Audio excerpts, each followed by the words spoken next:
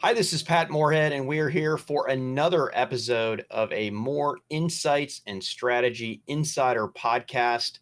Insider podcasts are where we have the most influential executives from the most relevant tech companies around the planet. And it's my pleasure to bring on Sridhar Vembu, founder and CEO of Zoho. How are you doing? I'm good. Thank you for having me, Patrick. Namaste. Thank you so much. And where are you broadcasting from, Sridhar? From a remote village about 650 kilometers southwest of Chennai. Chennai is a big city, one of the big four, five cities in India. So I'm Uh, quite far from big well, cities. I love it, and there are a lot of things that I like about Zoho, the company, and your product approach and your product to innovation. It's very unique story. You found a way to meld technology and small villages and small Yeah. cities around the planet. Uh, Pretty unique. I have to ask. I mean, How did you start there? Yeah. So I grew up around small villages, so I had a childhood fascination with them. So that's the primary thing. You have to like it. I love it here. I mean, it's like when I go out for a walk, it's like a lot of nature, a lot of greenery, a lot of animals and snakes. Of course, being tropics, a lot of snakes, all of that. So I generally I'm a happy camper here. That's the first step. You have to like it, right? You can't do this if you don't like it. But the thing that economically, what I'd say, if you look at the old Bell Labs, and you look at IBM research, you look at GE research, Yes. and you look at in Japan a company like Fanuc, the leading robotics company. All these are actually in pretty rural places. Okay, Bell Labs in New Jersey, Murray Hill, Homestead, all of those were rural places when they got started, like in the 50s. So I always knew that it's possible at a kind of a theoretical level that it's possible to build up great R&D centers. Also, the lifestyle, all of that is good, but you have to be patient. You have to build up the talent pool. You have to create it, nurture it over time. That I knew, and that I was prepared to do. It's kind of a life mission. So that's how we got started in this place, in this remote corner of India. We call this district is known as Tenkasi, and I live in a small village there. My nearest town is only about 60, 70,000 people, and that is about 20 miles away. So, I love that. I love that. That's so unique, and that should never be confused with lack of growth and lack of yeah. innovation. I wouldn't say I grew up in a small town, but it was smaller out there, and I drove 2 minutes out. And actually, I I lived 4 years on a farm that Ah, really couldn't see any other houses. So I can relate a little bit, but I was a little kid, and yeah, it should never be confused with lack of growth. In fact, yeah. Zoho, you've experienced a 38% year-on-year growth, and you just surpassed the 80 million user mark. What do you attribute that to? That's pretty spectacular. I mean, first of all, that's a higher growth rate than we see with these, quote unquote, unicorn enterprise SaaS unicorn giants. I mean, by Mm. three x, right? So how do you do it? What do you attribute this to? Yeah, we took our time, right? We are now crossed $1 billion, but we've been in business for 27 years now, 26 plus years now. And what is happening now is that all of our strategy is coming together. Our strategy actually works better during tougher economic times than the bubble times we had. In bubbles, we were at a disadvantage because we would get outspent not just 10 to 1, maybe 100 to 1, Yeah. 300 to 1 in terms of marketing. Right. And there's no way to match. But now the whole that edifice is kind of slowly crumbling, and that entire you spend 50-60% of your revenue on marketing that we never did. I mean, we would spend like 15-20% of our revenue on marketing. and that I think is appropriate. We shouldn't spend a lot more than that. But we had companies who are spending 60-70%, and we get to compete with them. That was what was keeping our growth rate down. Now kind of it's like a spring back up, and we're actually growing faster because of the fact that that pressure on us has gone away.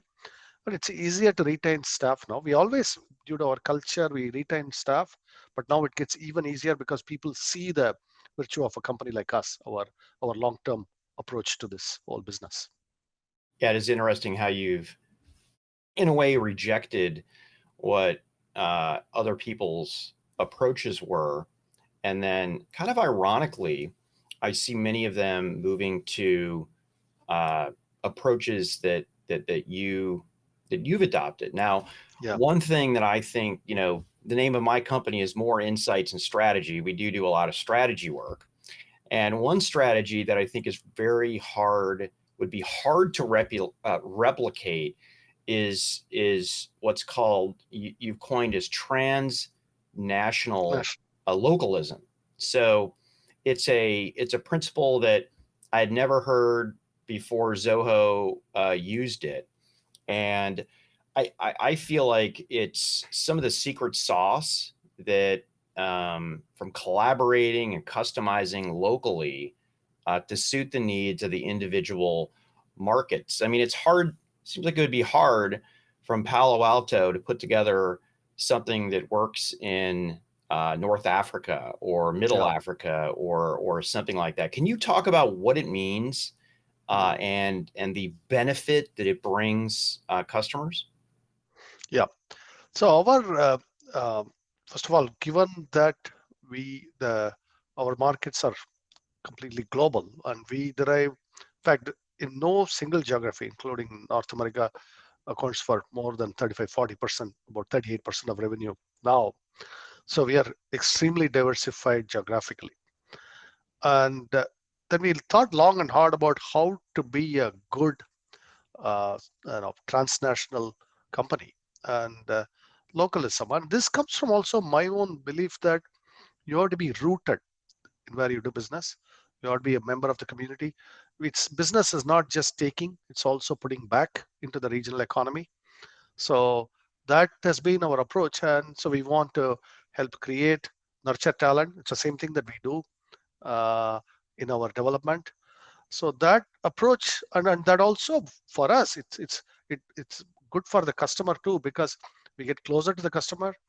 Our staff is able to then help them better. Our support is better. All of those benefits, and then our employees are passionate. They're committed. They stay with us longer, and the attrition comes down. So all of those benefits accrue, and both to the company and our customers, and therefore to the employees themselves. And so that's why we adopted this philosophy: be rooted. The whole localism part is being rooted. The transnational part is being connected. So that's the whole rooted and connected. So what does it mean in practice? Well, we first put down roots in a place. We say we are here to stay. When we start hiring, we may have one person from the mothership, so to speak, who's like a cultural connector there. Wherever we go, there'll be like a one cultural connector who's an experienced Zoho employee. Then we hire locally and we Okay. train, and then we connect up. And our own tools, of course, are heavily used in this process. And then our employees travel quite extensively. So both ways.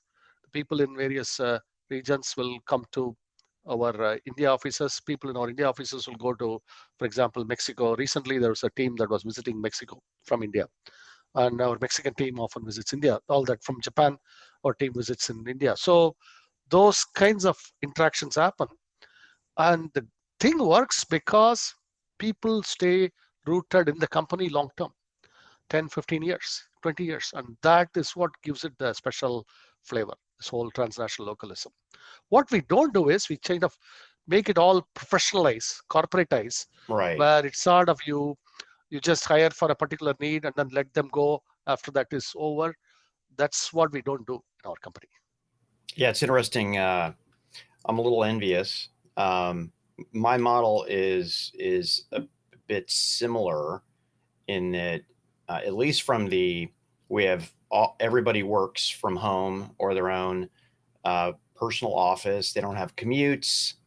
Um, generally it's around their life versus the company's life. But it's fascinating you've been able to scale that model, and I might hit you up for tips afterwards. But do you Please. think the approach? I mean, I think I know the answer, that your approach will continue, but will it help you in what I think we all believe is an economic downturn for the next maybe 12 to 18 months? Yeah. So first, we are at about 12,000 employees now worldwide. So it has held up so far so good. You never say, I know how to scale this to 100,000 employees, because we haven't done it. I'm always, there might always be a kind of a bend somewhere that we don't anticipate, right? That's something that you always have to be conscious of. But so far it has held up well. And I also, given where I live, a remote village now, and I'm able to run this company from here, that itself gives me some confidence, some hope that maybe this model can continue to endure. Now, the economic downturn, it's a related question. So we anticipated this. This was not something that, having lived through the dot-com telecom bust in 2001, 2, 3, then having lived through the global financial crisis, GFC, in 2008, 9, and all of the later, what happened, the QE, all of that. So we were definitely aware that what we were going through in the last couple of years was a end of a massive kind of a blow off bubble, global bubble, in all of the risk assets, stocks, bonds, debt, crypto, NFT, SPACs, all of the acronyms. And so it was clear that what was going Right. on. But still, I mean, of course, there was a massive SaaS bubble as well in our corner of the industry. There was so much venture money chasing companies, and so we were prudent. We didn't overhire. We didn't overmarket. We kind of, as the Chinese expression has, kind of bide our time and hide our strength, as the Chinese proverb has. So we knew that this party will end, but we have to be kind of invest in R&D, focus on the long term, invest in creating these local offices. For example, we started our Mexican operation about 2 years ago, and Brazil operation we started, Middle East operation we started about 3 years ago, European operation we started 3 years ago. We nurtured all these slowly, and all of that have come along really well. Each of them now has 50, 100 employees who are very rooted, well connected now. And now all of that is paying off in a good way. All those markets are growing exceptionally rapidly for us. And so that in the downturn, it's our strategy is starting to pay off. That's all I'll say now. Yeah, I think it would be a natural thing. I mean, I'm a small business owner, and I know that your solutions address, very small businesses like mine to even very large businesses, some of the largest businesses out there. And I can tell you for sure that the crowd that I run with are looking for ways to intelligently reduce costs. And by the way, this isn't just unique to Zoho. I see a lot of companies going for the bundling play, which is, Yes. to me, it's very pragmatic, which says, hey, listen, you know, we think that our products are as highest quality of anything that you're using, but maybe give us a chance. I mean, you're already paying for the Yep. suite already. Maybe look at us more closely for things like CRM or CX or analytics or things like this. Is this something that your sales and marketing folks are getting out there, or is this more of a customers are coming to you saying, "Hey, can you maybe run us through this module that I'm already paying for two companies, and maybe we can move this over to you?" It's actually both. We do a lot of the land and expand, where customers find us for one product, and then they realize there's a full suite of them there, and then they adopt it. There's a lot of that going on. And there's also a lot of customers who come to us from the get-go because there is a full suite. They're coming off of those discrete individual products. They're paying too much complexity to manage all that, all of the headaches of managing 18 different subscriptions and the integration, and then you pay for separately for integrations, all of it. So they come to us for that full suite strategy as well. So both we do. I'd say it's actually about approximately maybe 60-40, where 60% come for the individual products and then expand. Then maybe 40% come in the beginning itself for that full suite. Ours, we like to say we provide an extremely compelling value proposition. We look at our Zoho One Suite, our CRM Plus, all of this. Our strategy has always been offer a really good value, extreme value to the customer, and the cost savings to us come from not spending so much in marketing. In other words, we spend actually more in engineering, but we cut down the marketing expenditure. To a great extent, what that means is the customers often find us. Like, we are not finding them, they find us. Right. But in the beginning, it's slower, which is why we've taken the time. But now it's sped up so much that now we have about 600,000 plus organizations around the world using. Every month, it's going up at about 20, 25,000 new orgs are joining this. So it's pretty amazing now to see the scale at which we are operating. Yeah, it's good to see. And I'm personally Yeah, looking at consolidating a few things myself. I started my business please do. 11 years ago, and I'm all SaaS. I mean, Okay. I have some Microsoft front end, but in the back is all SaaS. So let's move to get a little deeper on products and the strategy that you do. It seems like all the rage today to have stacks, right? And those are vertical stacks that go all the way from infrastructure to the UI of the user, but also the integration. I would even say horizontally, where all the programs work together. They share information. It seems to be things that everybody's doing now. Most people are acquiring companies to do this, but you actually built it from the ground up Yeah. on day one. You're looking pretty smart these days. And my question is, how does that benefit customers? I understand operationally how that would be so beneficial, right? You don't have to have spaghetti code that you're integrating Yeah. together. You can optimize your infrastructure for your stack. If Yeah. you have some special functions that maybe you want to do with some special chips, you can do that in an efficient way. But how does it help customers? Yeah. So it's a great question.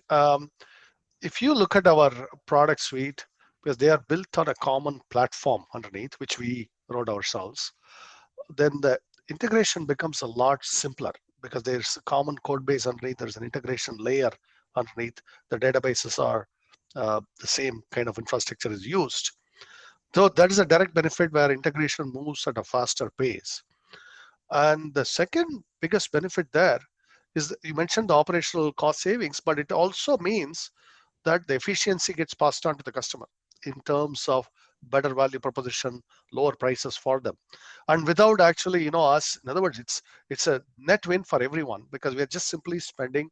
And on one good example, if you go look at a typical SaaS player, they'll spend 20%, 22%, often more on their cloud infrastructure costs, and we run our full stack entirely. We only, as I say, we only get the space, power, and bandwidth. Those are the only three things. All our servers, racks, the networks, the software stack, everything that we control here. And the operational cost savings are well over 10% from that. So the 22%, we would spend less than 10%. And in fact, we can drive more efficiencies longer term. I believe in the kind of in the next 5-10 years, I think it could be 5-6%. We could cut that in half in terms of percentage. It directly this benefits the customer because now we can be much more competitive. This shows up in a lot of our products. As a good example, take email, Zoho Mail. It call the storage requirements and the speeds and feeds on Zoho Click, our chat product. All of these are actually pretty taxing on the infrastructure. And these you don't charge a lot. I mean, Zoho Mail goes for $2, $3, $5 per month. We are very competitive. The only way we can do this is by running a very efficient infrastructure. So that efficient infrastructure directly translates into a really world-class mail product that the customer benefits from. and we are able to keep our prices very affordable because of our infrastructure gains. It's the same thing with ZoClick. It's the same thing with documents. Document store, you know, a single R could have multiple terabytes, hundreds of terabytes sometimes. So we are able to efficiently store them, and all of that because of the infrastructure improvements we have made. In fact, I was recently visiting a hardware team of ours. They are experimenting with JBOD servers for our the JBOD, and they are our team is promising even further efficiency gains for very large scale storage of data. So this is the kind of thing that our investments are benefiting by driving these costs low. We can offer much more competitive services to our customers.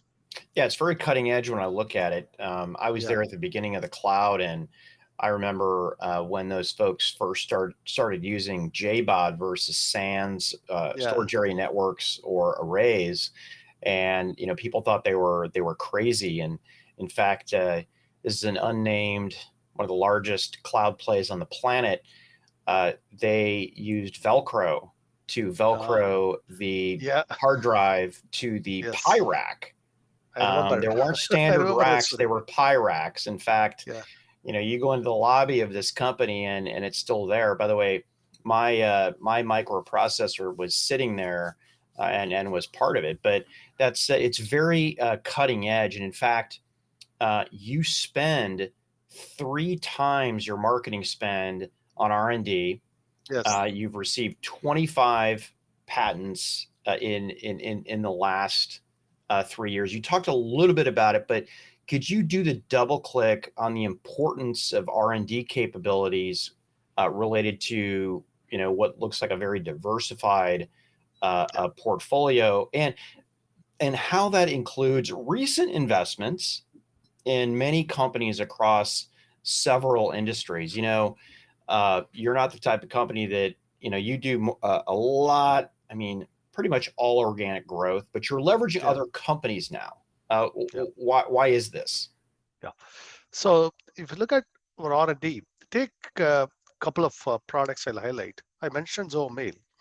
Mail is, you would think it's all done, all of it, right? But still look at the innovation going on from you have to automatically translate, you have to constantly fight spam and phishing, we have to keep it secure, and all of these is continual investment in R&D, from antivirus protection, all of that, a lot of R&D it is taking.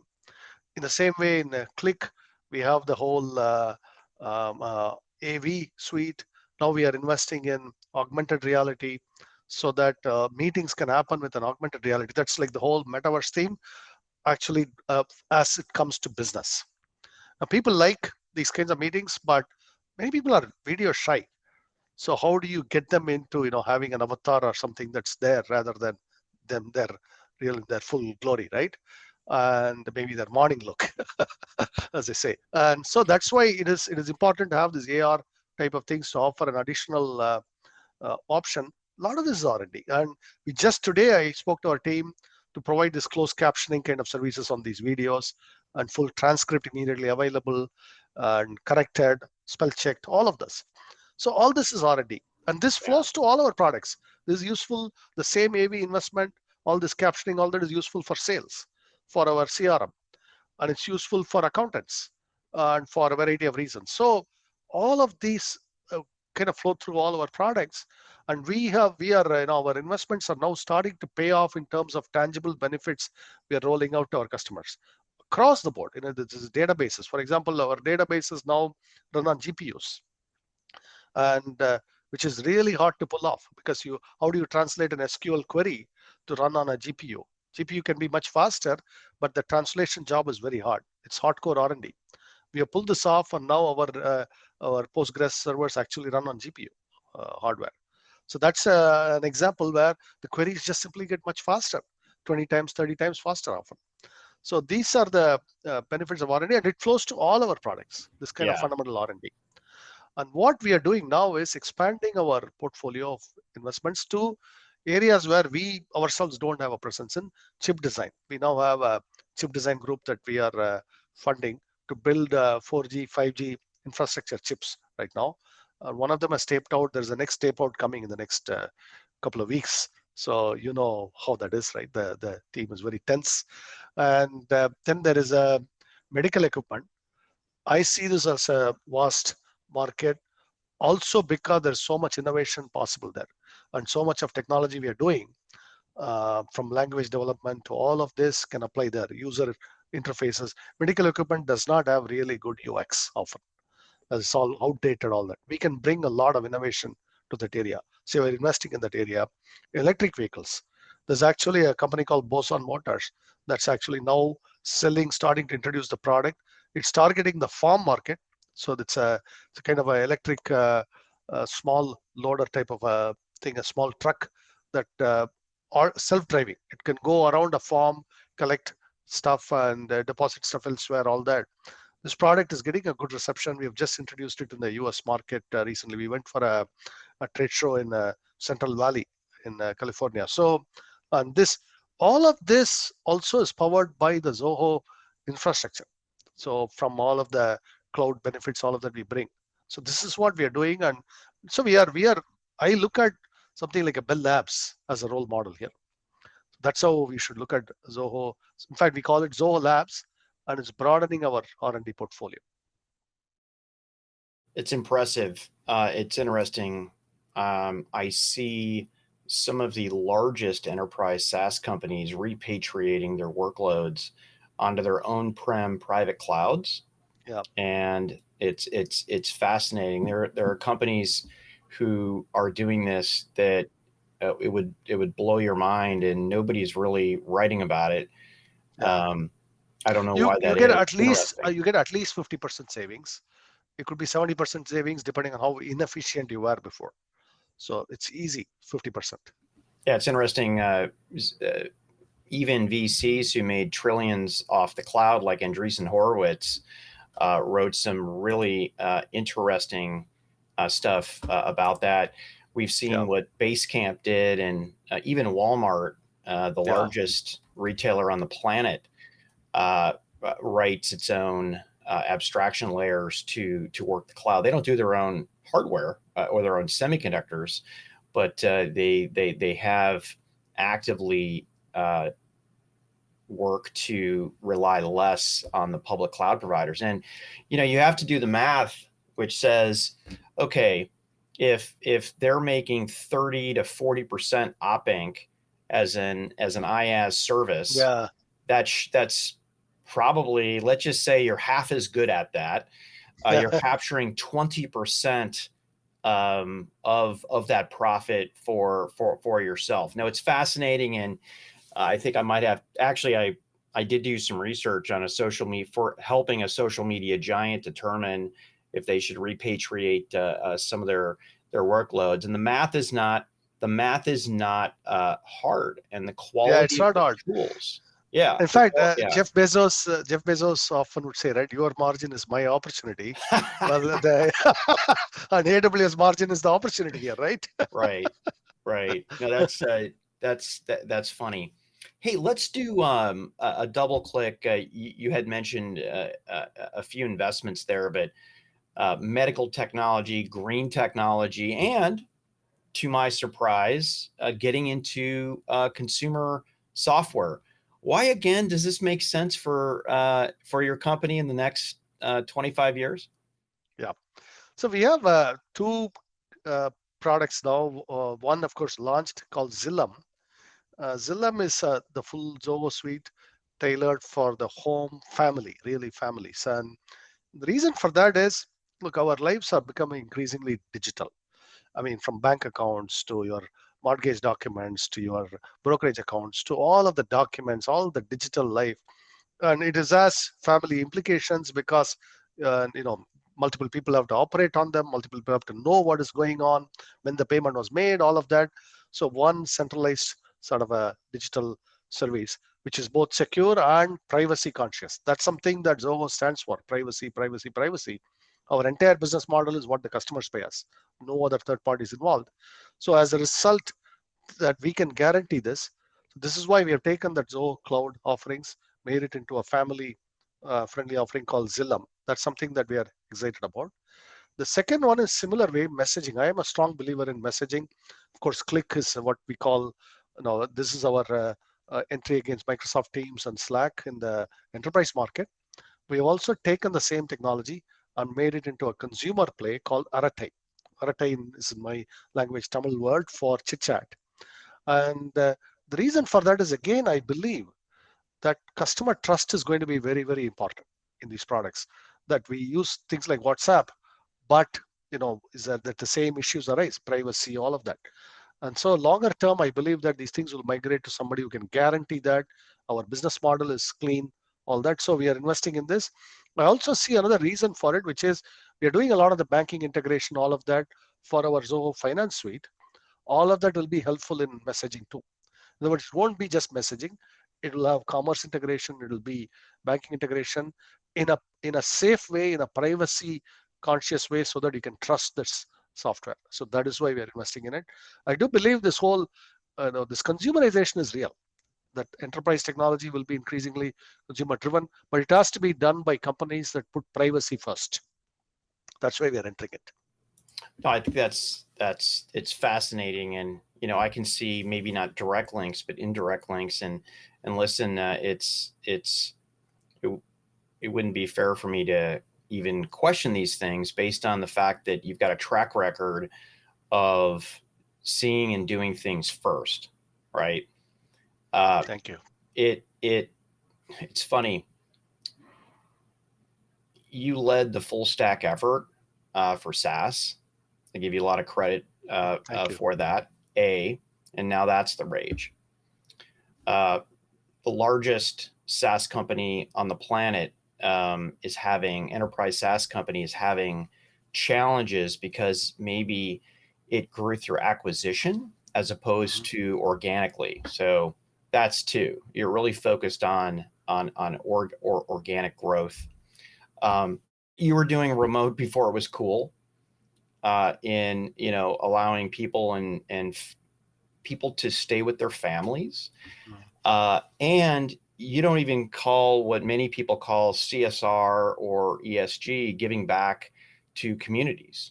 In fact, you were doing that before it was cool. It was part of your and continues to be your core strategy. So I'm an industry analyst, and I need to keep, I need to watch, how many happy things that I say about you and your company, but I have to point out what I see as just truths. So this has been a fascinating conversation. Is there anything I didn't ask you that I should have that's on your mind that you want to share with my audience? Yeah, you should come visit us here sometime in India. Of course, it's a long trek from there in Austin, but please do come here and stay a few days here in the southern part of India. We'll show you around.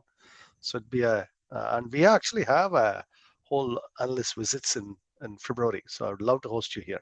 No, thank you very much. I really do appreciate that. I've only been to India 3 times in 30 years, and There's a lot happening here. love There's to a do lot it. happening in India now. Yeah, and I The only whole visited the largest cities, so I didn't really get a taste for, I don't know if you call it the real India, or a lot of the villages that we talk about. So I sincerely thank you for that invitation, and obviously when you come into Austin, if you come into Austin, please, yeah, I will come. The invitation is there as well. So Austin is our US headquarters, so I'll definitely be visiting soon. So yeah, that's so cool. Not downtown though, but yeah, in a small town outside of Austin. Yeah. So just to be clear, folks, continuing with how Zoho operates. So Sridhar, thank you so much for coming on the show. Would love to have you on again. Thank you, Patrick. So this is Patrick Moorhead for the More Insights and Strategy Insider podcast, again, where we have the most influential companies and the influential leaders of those companies on the show to talk pretty much everything: society, innovation, all the fun stuff that you've come to appreciate from the pod. If you like what you heard, hit that subscribe button. If you want some feedback, you know where to find me. I spend way too much time on social media these days still. But anyways, thanks for tuning in. Have a good morning, afternoon, night, wherever you are on the planet. Take care.